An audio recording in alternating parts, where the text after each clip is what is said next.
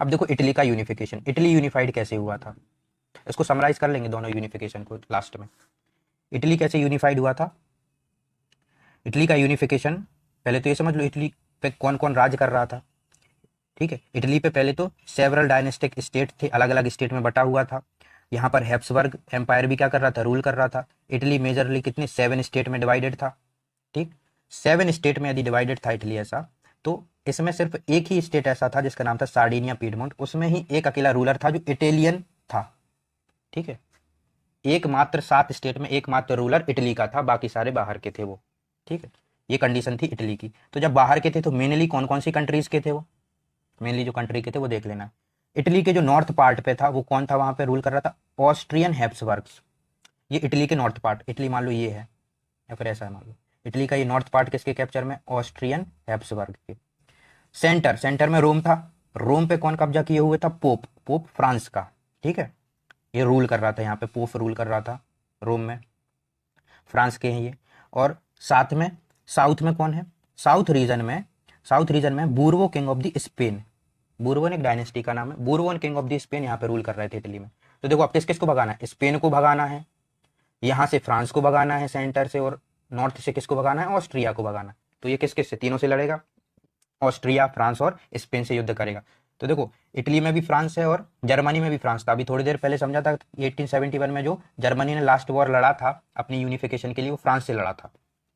और इसको भी लास्ट में इटली भी क्या होगा, यूनाइटेड होने, यूनिफाइड होने के लिए लास्ट में फ्रांस से ही वॉर करेगा। तो दोनों जर्मनी और इटली एक साथ क्या हो जाएंगे, यूनिफाइड हो जाएंगे।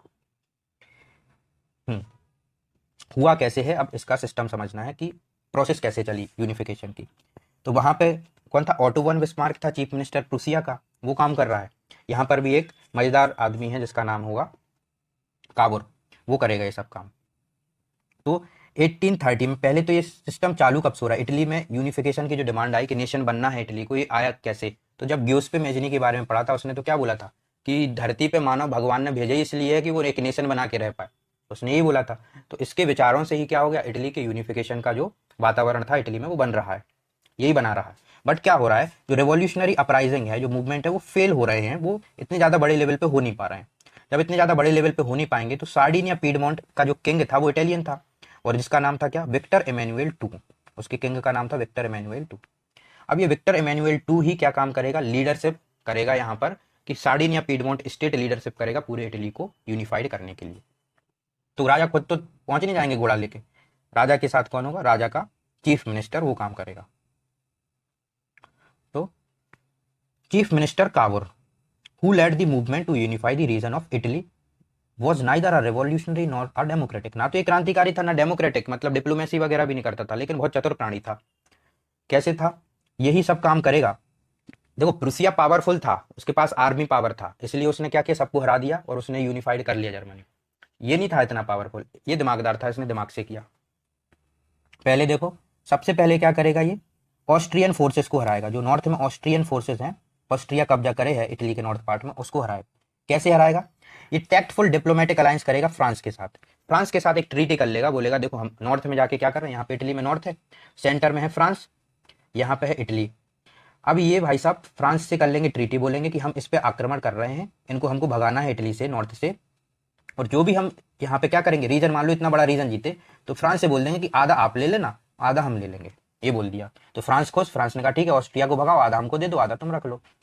तो ऑस्ट्रिया को क्या हुआ, ऑस्ट्रिया को 1859 में फ्रांस को साथ में लेके काबुर ने इस पे हमला किया ऑस्ट्रिया पे, ऑस्ट्रिया हार गया और इसका आधा पार्ट फ्रांस को दे दिया। फ्रांस भी खुश और काबुर भी खुश कि भाई चलो थोड़ा पार्ट तो हमारे पास इटली का आ गया। इसके बाद क्या होगा, इसके बाद साउथ में कौन थे इटली के, यदि साउथ में देखो तो यहाँ पे बूरबोन किंग थे स्पेन के, इनको हराने के लिए ग्यूस्पे गैरिबाल्डी, ये एक नेशनलिस्ट क्या था, फ्रीडम फाइटर था, ये जाएगा साउथ में वॉलेंटियर सेना लेके, ये साउथ में जाएगा, वहां के लोकल लोगों को साथ में लेके क्या करेगा, वहां पे रिवोल्ट कर देगा। किसके अगेंस्ट कर देगा रिवोल्ट, वहां के बूरबन किंग के खिलाफ। तो वहां के बूरबन किंग हट जाएंगे, ठीक है। और 1861 में वहां से भाग के चला गया, तो अकेला फ्रांस बचा।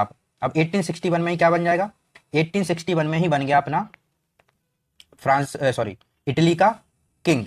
इटली का किंग कौन बना, Victor Emmanuel two was proclaimed king of the united Italy. अभी चूंकि यूनाइटेड पूरी तरीके से नहीं हुआ, कुछ पार्ट अभी भी फ्रांस के पास है, बीच का पार्ट, ठीक है, लेकिन अभी बना दिया गया क्योंकि अभी फ्रांस से दुश्मनी नहीं लेना चाह रहा है।